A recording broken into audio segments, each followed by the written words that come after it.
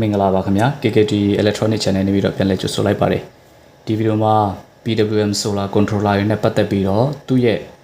သတ်မှတ်ထားတဲ့ Ampere အလိုက်ပေါ့နော် Solar Watt ဘယ်လောက်ထိအများဆုံးကျွန်တော်တို့အသုံးပြုလို့ရနိုင်တယ်လဲဆိုတာကိုတွက်ချက်လို့ရတဲ့နည်းပေါ့နော်တွက်နည်းပေါ့အဲ့ဒါကိုကျွန်တော်ပြောပြချင်တယ်ပေါ့နော်ဘာလို့လဲဆိုတော့တချို့က PWM Solar Controller ဝယ်လာတယ်ပေါ့နော်ဥပမာ20 Ampere ဝယ်လာတယ်ဆိုတော့ဒါပေမဲ့ကိုကအဲ့ဒီ20 Ampere Solar Controller ကို Solar Watt ဘယ်လောက်အထိအသုံးပြုလို့ရနိုင်တယ်လဲဆိုတာကိုမသိဘူးဖြစ်နေတယ်ပေါ့နော်အဲ့ဒီခါကျတော့ကိုဝယ်လိုက်တဲ့ Solar Controller ကဒီ Solar Watt ဘယ်လောက်ထိလက်ခံနိုင်တယ်လဲဆိုတာမသိတဲ့ခါမှာတချို့ကဒါ Solar အများကြီးနဲ့Watt အားအများကြီးနဲ့သုံးမိတာတွေလည်းရှိတတ်တယ်ပေါ့နော်အဲ့ဒါတွေကြောင့်မို့လို့ဒါကျွန်တော်ဒီဗီဒီယိုမှာသူ့ရဲ့တွက်ပုံတွက်နည်းလေးပေါ့နော်ကိုကျွန်တော်ပြောပြပေးသွားမှာဖြစ်တယ်လွယ်ပါတယ်ရိုးရိုးရှင်းရှင်းလေးပါပဲနော်နောက်ပြီးတော့ PWM Solar Controller ရဲ့ Ampere အလိုက်ပေါ့နော်ဒီအများဆုံးလက်ခံနိုင်တဲ့ Solar Watt ပမာဏကိုလည်းပဲကျွန်တော်ဒီဗီဒီယိုမှာဒါပြောပြပေးသွားမယ်ပေါ့နော်အဲ့တော့ကျွန်တော်တို့ပထမဆုံး10 Ampere PWM Solar Controller ဟာ Solar Watt ဘယ်လောက်ထိလက်ခံနိုင်မလဲဆိုတာကိုကျွန်တော်တို့ဒါတွက်ချက်ကြည့်မယ်ပေါ့နော်တွက်ချက်ရမယ်ပုံသိနည်းလေးကတော့ကျွန်တော်တို့က maximum watt ပေါ့နော်ဘက်ကိုလိုချင်ရင်ဒီ controller ရဲ့ Ampere ပေါ့နော် controller ရဲ့ Ampere နဲ့အဲ့လဲဆိုရင် system voltage ကိုကျွန်တော်တို့ကမြောက်ပေးအောင်ပဲဖြစ်ပါတယ်ကျွန်တော်တို့ကလိုချင်တာက solar watt ဘယ်လောက်ထိအသုံးပြုနိုင်တယ်လဲပေါ့နော်အဲ့တော့ပထမဆုံးကျွန်တော်တို့ကဒီမှာ10 Ampere အတွက်တွက်ကြည့်မယ်10 Ampere controller ပေါ့ဟုတ်ပြီ10 Ampere controller အတွက်ကျွန်တော်တို့တွက်မယ်အခါကျတော့ solar watt ဘယ်လောက်သုံးရမလဲအခါဒီမှာ watt လိုချင်တယ် solar watt ဘယ်လောက်သုံးရမလဲသိချင်ရင် controller ရဲ့ Ampere ဘယ်လောက်လဲဆိုဒီမှာ10 Ampere ရှိတယ်ဟုတ်ပြီ10 Ampere နဲ့ဘာနဲ့ပို့ပြမလဲဆိုရင် system board တွေ12 volt အတွက်သုံးပါလားကျွန်တော်တို့က24 volt အတွက်သုံးပါလားပေါ့နော်အဲ့တော့ကျွန်တော်တို့က12 volt အတွက်သုံးပါဆိုရင်စနစ်နဲ့မြောက်ပေးလိုက်ရုံပဲစနစ်နဲ့10နဲ့မြောက်ရင်ဒါ120 watt ရလာမယ်အခါကျတော့ကျွန်တော်တို့က10 Ampere controller ဒီ12 volt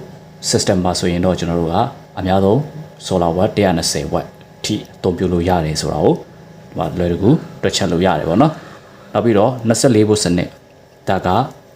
12 volt စနစ်အတွက်ပေါ့နော်နောက်24 volt စနစ်အတွက်ဆိုရင်တော့ကျွန်တော်တို့တွက်တဲ့အခါမှာ10 Ampere ပေါ့နော် solar controller ရဲ့ Ampere က10 Ampere ရှိတဲ့အတွက်10နဲ့ဘာလဲဆိုရင်24နဲ့ကျွန်တော်တို့ကမြောက်ပေးလိုက်ရုံပဲအခါကျတော့140 watt ရလာမယ်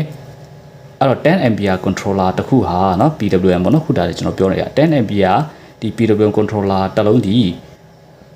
24 volt စနစ်အတွက်ဆိုရင်တော့သူက solar watt 140အထိအသုံးပြုလို့ရတယ်ဆိုတာကိုဒါကျွန်တော်ဒီပုံစံမျိုးနဲ့အလွယ်တကူတွက်ချက်လို့ရပါတယ်ပေါ့နော်နောက်ပြီးတော့ဥပမာကျွန်တော်တို့ဒီမှာ20 Ampere solar controller ဆိုရင်ရော20 Ampere ဆိုရင်အပေါ်အတိုင်းပဲကျွန်တော်တို့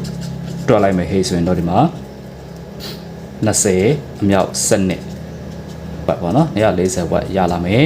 ဒါ12 volt စနစ်အတွက်နောက်ပြီးတော့24 volt အတွက်ဆိုရင်ကျွန်တော်တို့က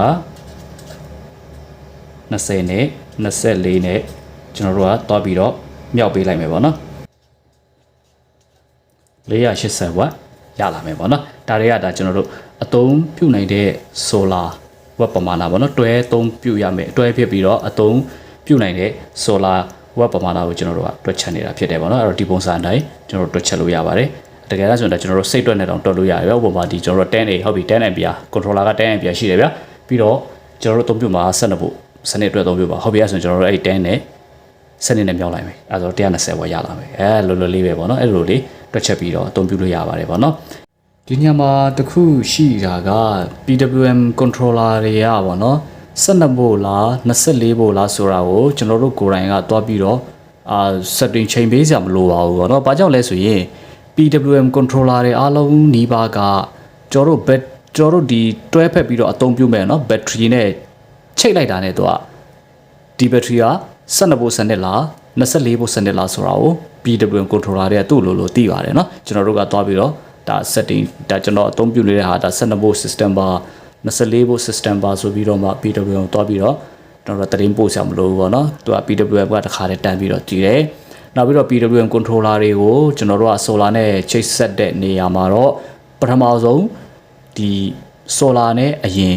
မချိတ်ဆက်ရပါဘူး battery နဲ့အရင်ချိတ်ဆက်ပေးရမှာဖြစ်တယ်ဒီ solar နဲ့အရင်ချိတ်ဆက်လိုက်ရင်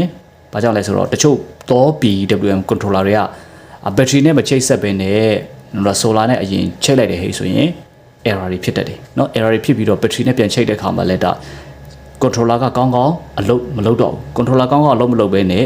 ဘယ်လိုခေါ်မလဲ error ဖြစ်ပြီးတော့ပေါ့เนาะဒီ battery စီကိုအားမသွင်းပေးဘူးအဲ့လိုလေးတွေရှိတတ်တယ် PWM တွေကအခုဒီနောက်ပိုင်းထုတ်တဲ့ဟာဆိုရင်ဗျာဒီဈေးပေါ်တဲ့ဒီ PWM controller တွေဆိုတော့ဒါပိုဆိုးတာပေါ့ဗျာเนาะ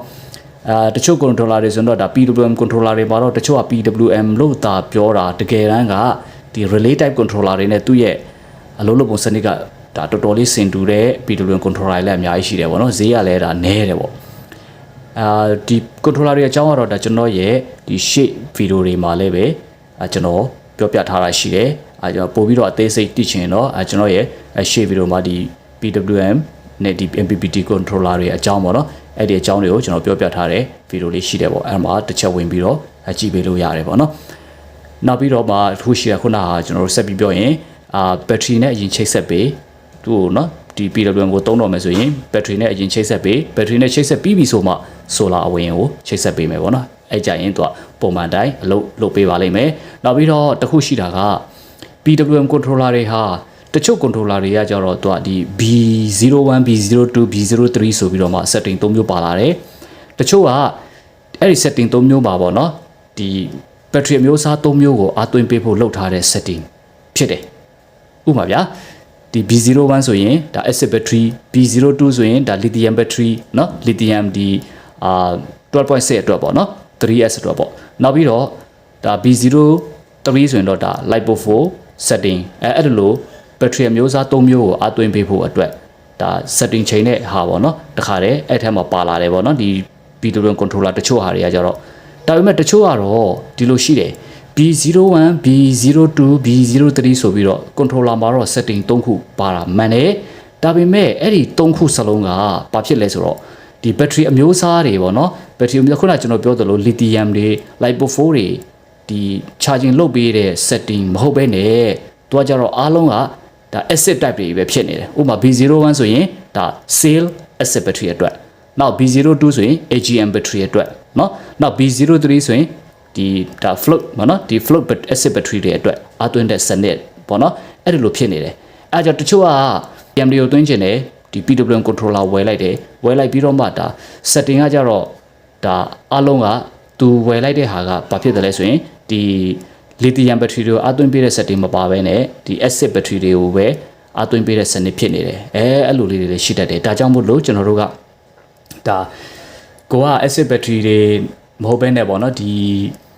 lithium တွေအတွက် lipo4 တွေအတွက်အသုံးပြုချင်တယ်ဟဲ့ဆိုရင်တော့ controller ပေါ်မှာတခါတည်းရေးထားတဲ့အတိုင်းပေါ့နော်ဒီ lithium ရောနောက် lipo4 တွေရောသွင်းလို့ရပါတယ်ဆိုတော့ဒါရေးထားတဲ့ PWM controller တွေကိုအသုံးပြုတာကတော့ပို့ပြီးတော့ကောင်းတယ်။တော့ကျတော့မြင်မြင်သာသာပေါ့နော်ဥပမာဒီ solar တစ်စိတ်ဒီ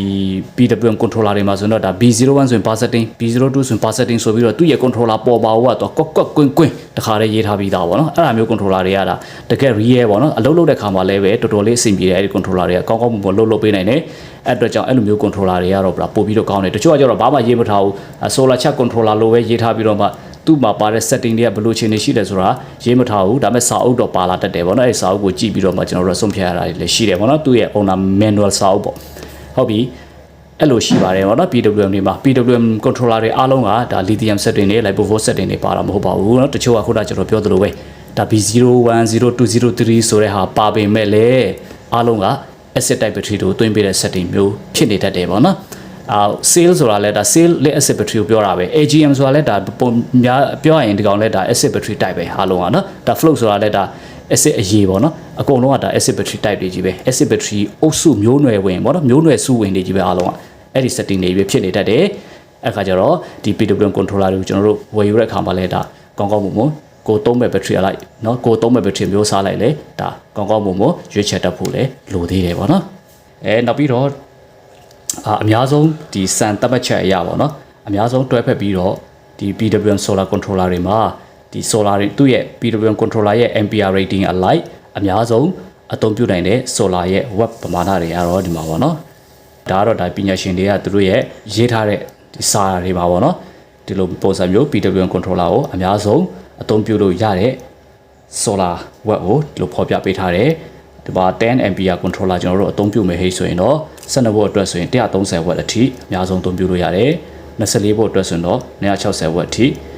solar ကိုအသုံးပြုလို့ရမယ်ပေါ့နော်နောက်ပြီးတော့20 ampere controller ဆိုရင်12 volt အတွက်ဆိုရင်တော့ solar 260 watt အထိအများဆုံးတွဲဖက်လို့ရတယ်24 volt အတွက်ဆိုတော့ဒါ920 watt အထိတွဲဖက်လို့ရတယ်နောက်30 ampere PWM controller မှာဆိုရင်တော့12 volt အတွက်အသုံးပြုမှာဆိုရင် solar က390 watt အထိအများဆုံး